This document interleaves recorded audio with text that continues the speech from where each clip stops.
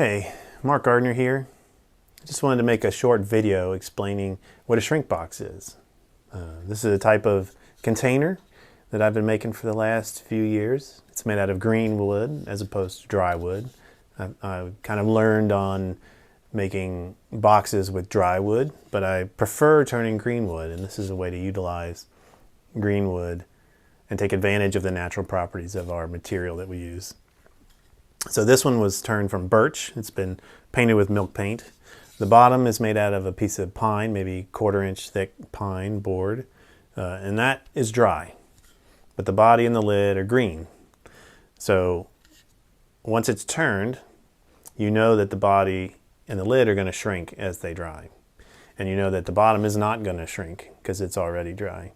So when you make it, you turn a groove just inside the bottom here, and you make the piece for the bottom just barely fit into that space, into that groove.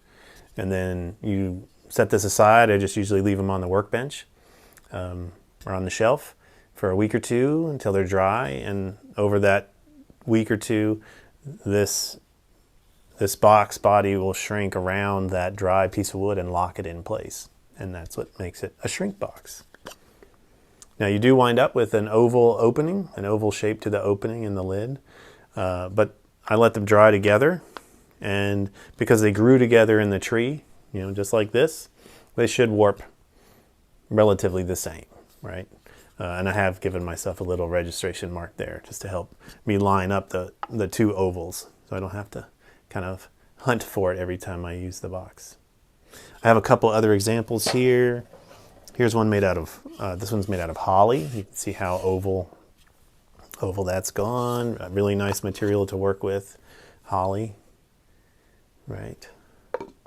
The only thing I did different here is I didn't turn away the square shape on the lid portion of this piece when I started working with it.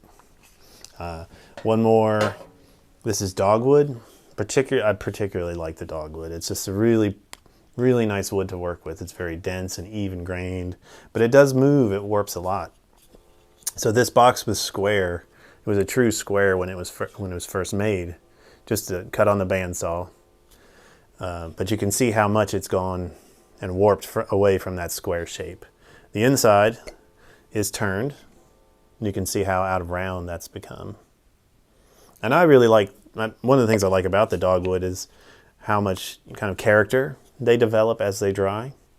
They kind of get some attitude, which I enjoy a lot. Hopefully that helps explain what a shrink box is. Thanks for watching.